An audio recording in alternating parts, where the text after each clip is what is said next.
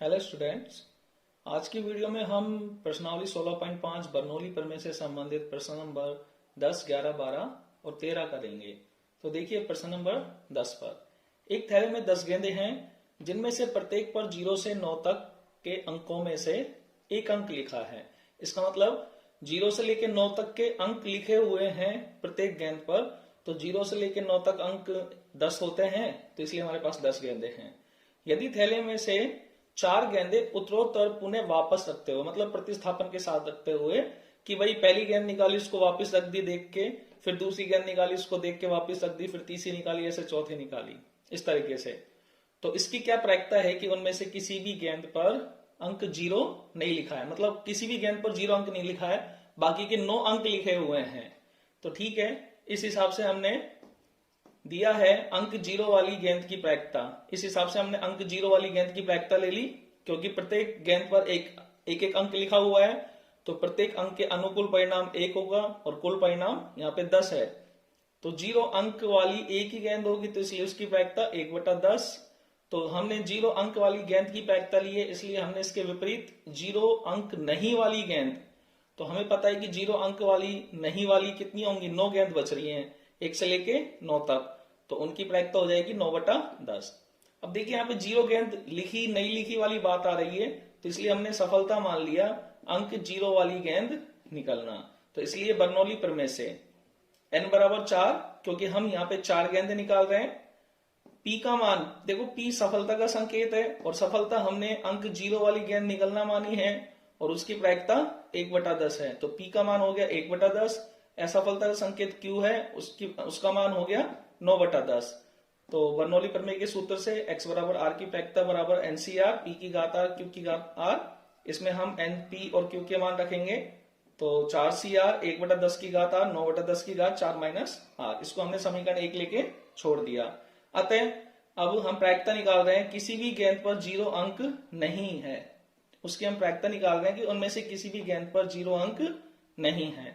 तो देखिए, तो यहाँ पे हमें 0 अंक लिखी गेंद नहीं मिल रही, और हमने सफलता 0 अंक गेंद वाली मानी है।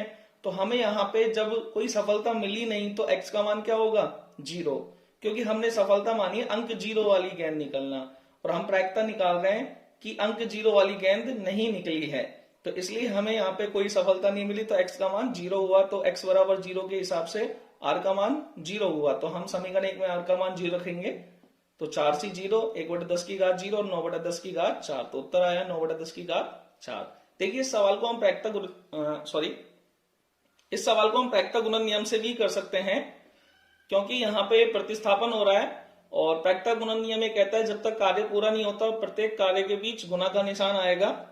तो देखिए यहां हमें दिया हुआ है कि 0 अंक वाली गेंद की प्रायिकता 1/10 है, और 0 अंक नहीं वाली गेंद की प्रायिकता 9/10 है। ठीक है, अब हम यहाँ पे 4 गेंद निकाल रहे हैं लगातार। ठीक है, मतलब उनको उत्तरोत्तर पुनः वापस रखते हुए लगातार 4 गेंद निकाल रहे हैं। तो हम प्रत्येक गेंद की प्रायिकता के बारे में बात करते हैं, क्योंकि जब तक हम 4 गेंद नहीं निकाल लेंगे, चारों गेंदों की हमें प्रायिकता का गुणा करना पड़ेगा। यही प्रायिकता गुणन नियम है। तो देखिए पहली गेंद 0 अंक वाली नहीं है, तो 0 अंक वाली गेंद की प्रायिकता 9/10। तो पहली गेंद की प्रायिकता 9/10 गुना, चूंकि काम पूरा नहीं हुआ है, तो दूसरी गेंद की प्रायिकता भी 9/10 होगी, क्योंकि उस पर 0 अंक नहीं लिखा। ऐसी तीसरी गेंद पर भी 0 अंक नहीं लिखा, तो उसकी प्रायिकता 9/10, और ऐसी चौथी गेंद पर भी 9/10। तो यहां पे उत्तर आया 9/10 की घात 4। प्रश्न नंबर 12, 52 ताश के पत्तों की एक भली भांति फेंटी गई गड्डी में से 5 पत्ते उत्तरोत्तर प्रतिस्थापन सहित निकाले जाते हैं। देखिए प्रतिस्थापन, उत्तरोत्तर प्रतिस्थापन का मतलब होता है पहला पत्ता निकाला, उसे देखा, वापस रख दिया, फिर दूसरा निकाला, उसे देखा, वापस रख दिया, फिर तीसरा निकाला, उसे देखा, वापस रख दिया। तो इसे हम उत्तरोत्तर प्रतिस्थापन बोलते हैं।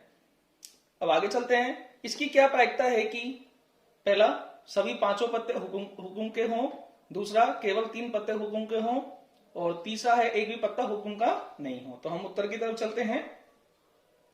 दिया है हमें कुल पत्ते 52 होते हैं, जिनमें से हुकुम के पत्ते 13 होते हैं। इसलिए हुकुम के पत्ते की प्रायिकता 13/52, अनुकूल परिणाम बटे में कुल परिणाम से 13/52, तो 1/4। हुकुम के पत्ते नहीं होने की प्रायिकता, तो 1 में से घटा देंगे, तो 1 - 1/4 बराबर 3/4। अब देखिए यहाँ पे हुकुम के पत्ते की बात हो रही है, इसलिए हमने यहाँ पे सफलता मान लिया हुकुम का पत्ता निकालना। तब बर्नौली प्रमेय से n का मान 5 होगा, क्योंकि यहाँ पे हम 5 पत्ते निकाल रहे हैं। P सफलता का संकेत है और सफलता है हुकुम का पत्ता निकालना, और हुकुम के पत्ते की प्रायिकता 1/4 है, तो स्मॉल p का मान 1/4, और असफलता का संकेत स्मॉल q होता है जिसका मान 3/4 हो जाएगा। बर्नौली प्रमेय के सूत्र से x बराबर r की प्रायिकता बराबर NCR p की घात r q की घात n माइनस r। इसमें हम p n p q का मान रखते हैं, तो 5CR 1/4 की घात r और 3/4 की घात 5 माइनस r, इसको हमने समीकरण 1 रख के छोड़ दिया। अब हम सवाल की तरफ चलते हैं। अतः पहला सवाल है, सभी 5 पत्ते हुकुम के हैं। हम 5 पत्ते निकाल रहे हैं और सभी के पत्ते, पांचों पत्ते हुकुम के हैं, तो इसका मतलब हमें x का मान 5 मिला। जब x का मान 5 मिला तो इसका मतलब ये होगा कि r का मान हमें यहाँ पे समीकरण 1 में 5 रखना होगा। तो देखिए समीकरण 1 में r का मान 5 रखने पर 5 1/4 की घात 5 और 3/4 की घात 0, तो 5 का मान 1 और 3/4 की घात 0 का मान 1, तो उत्तर आया 1/4 की घात 5, 1/1024। दूसरा है, केवल 3 पत्ते हुकुम के हैं। देखिए 3 पत्ते हुकुम के निकले, बाकी अन्य निकले, हमें अन्य से कोई मतलब नहीं है, हमें केवल हुकुम की स्थिति देखनी है, क्योंकि हमने यहाँ पे सफलता हुकुम का पत्ता निकलना माना है। तो केवल 3 पत्ते हुकुम के निकले हैं, तो इसका मतलब हमें x का मान क्या मिला, 3।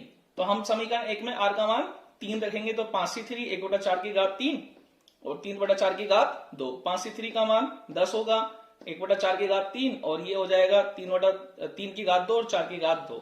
तो कैलकुलेट किया, 10 को 3 की घात 2 मतलब 9 से गुणा किया तो 90/4 की घात 5, ये कट रहे हैं 2 से, तो 45 और नीचे 512। तीसरा है, एक भी पत्ता हुकुम का नहीं, एक भी पत्ता हमें हुकुम का नहीं मिला है, तो यहाँ पे x का मान क्या हो जाएगा, 0 हो जाएगा। तो हम समीकरण 1 में r का मान 0 रखेंगे, 5c0 1/4 की घात 0 और 3/4 की घात 5 माइनस 0, तो 5c0 1/4 की घात 0 3/4 की घात 5, तो उत्तर आया 3/4 की घात 5। तो प्रसारित करके लिखते हैं 243/1024। प्रश्न नंबर 12, माना चर x का बंटन b 6,1/2 द्विपद बंटन है, सिद्ध करो कि x बराबर 3 अधिकतम प्रायिकता वाला परिणाम है।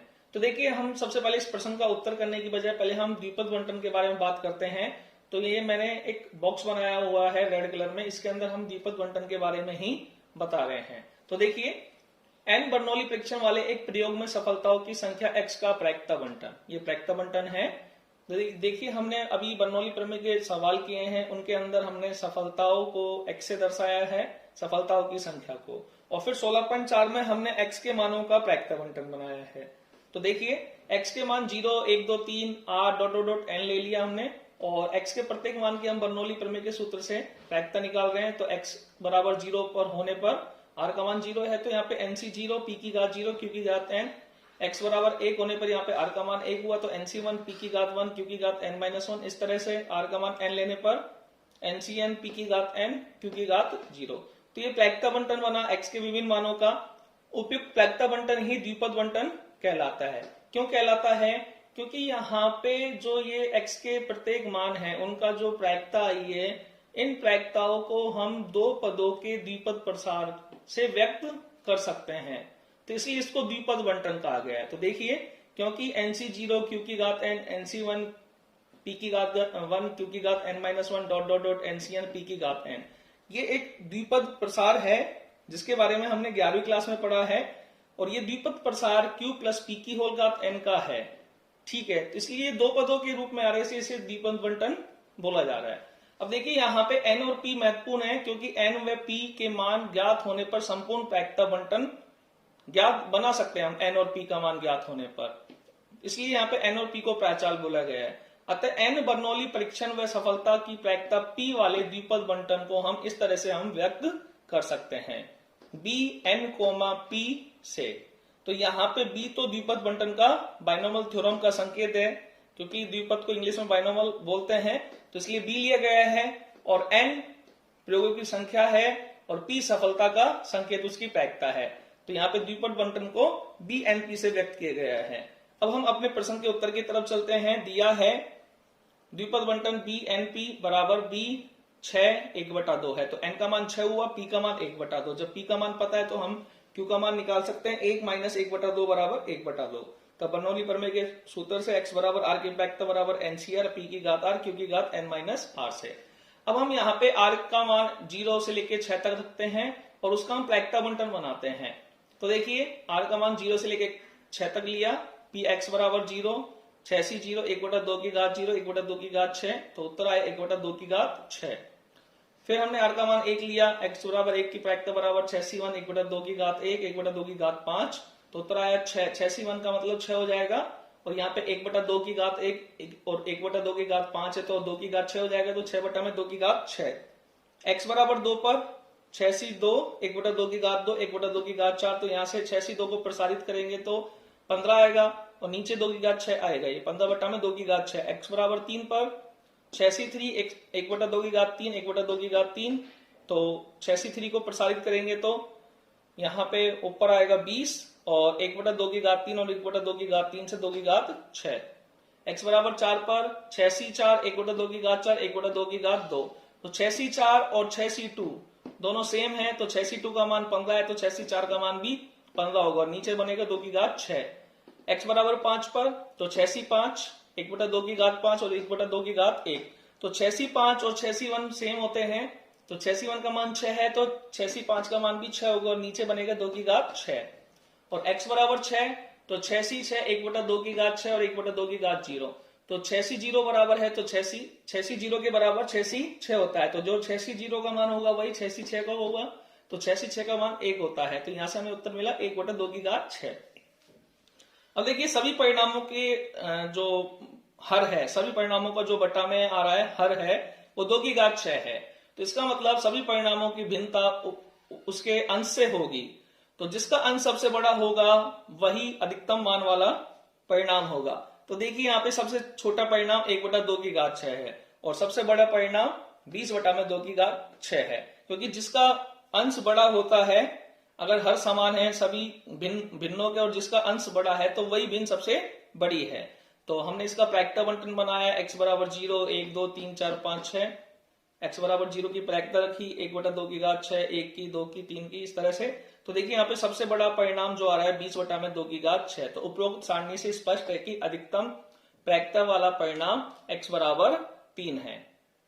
प्रश्न नंबर 13, पासे के एक जोड़े को 4 बार उछाला गया, यदि पासों पर प्राप्त अंकों का द्विक होना सफलता मानी जाए तो 2 सफलताओं की प्रायिकताएं ज्ञात करो।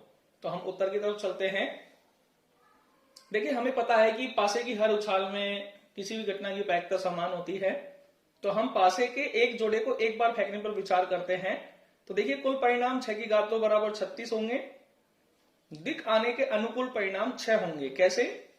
पासे के हम एक जोड़े को फेंक रहे हैं तो दिक आने की स्थिति 1 1, 2 2, 3 3, 4 4, 5 5, 6 6 बनेगी, इसलिए यहाँ पे दिक आने के परिणाम 6 होंगे। तो दिक आने की प्रायिकता 6/36 मतलब 1/6 और दिक नहीं आने की प्रायिकता 1 में से घटा देंगे 1/6 को, तो 5/6। प्रश्नानुसार अब यहाँ पे सफलता अंकों का दिक होना माना जा रहा है, तो सफलता हमने मान लिया दिक आना, इसलिए बर्नौली प्रमेय से n बराबर 4, क्योंकि यहां पे हम पासे के जोड़े को 4 बार उछाल रहे हैं, p का मान, p सफलता का संकेत है और यहाँ पे सफलता दिकाना माना है और दिकाने की प्रायिकता 1/6 है, तो p का मान हो जाएगा 1/6 और q का मान हो जाएगा 5/6। इसलिए बर्नौली प्रमेय के सूत्र से x बराबर r की प्रायिकता बराबर NCR p की घात r q की घात n माइनस r, तो इसमें हम NPQ का मान रखते हैं, तो x बराबर r की प्रायिकता बराबर 4CR 1/6 की घात r और 5/6 की घात 4 माइनस r, इसको समीकरण 1 मान लिया। अतः अब हम सवाल की तरफ उत्तर की तरफ चलते हैं कि हमें क्या निकालना है। अतः 2 सफलताओं की प्रायिकता ज्ञात करनी है, तो 2 सफलता, तो यहाँ पे x का मान 2 मिला, तो समीकरण 1 में r का मान 2 रखा, तो 4C2 1/6 की घात 2 और 5/6 की घात भी 2। तो देखिए 4C2 का प्रसार करते हैं, फैक्टोरियल ऊपर फैक्टोरियल 4 आएगा और नीचे फैक्टोरियल 2 गुना में फैक्टोरियल 2 आएगा, तो 4 का प्रसार फैक्टोरियल 2 तक कर देते हैं, तो 4 गुना 3 और फैक्टोरियल 2, और बटा में फैक्टोरियल 2 गुना में फैक्टोरियल 2, तो एक फैक्टोरियल 2 से एक फैक्टोरियल 2 कट गया, 4 गुना 3 12 हुआ, फैक्टोरियल 2 का मतलब 2 ही होता है, तो 12 में 2 का भाग गया तो 6 बचा। यहाँ पे देखिए 5 की घात 2 है ऊपर और 1 की घात 2, तो ऊपर बचा 5 की घात 2, नीचे 6 की घात 2 और 6 की घात 2, तो 6 की घात 4। तो 5 की घात 2 बटा में 6 की घात 4, तो ये एज इट इज ऐसे कैसे आ गया, 5 की घात 2 बटा में 6 की घात 4 और इसका मान 6 है। एक 6 से एक 6 की घात 4 घट गया, तो ऊपर 5 की घात 2 25 और नीचे बचा 6 की घात 3, मतलब उत्तर आया 25 बटा में 216।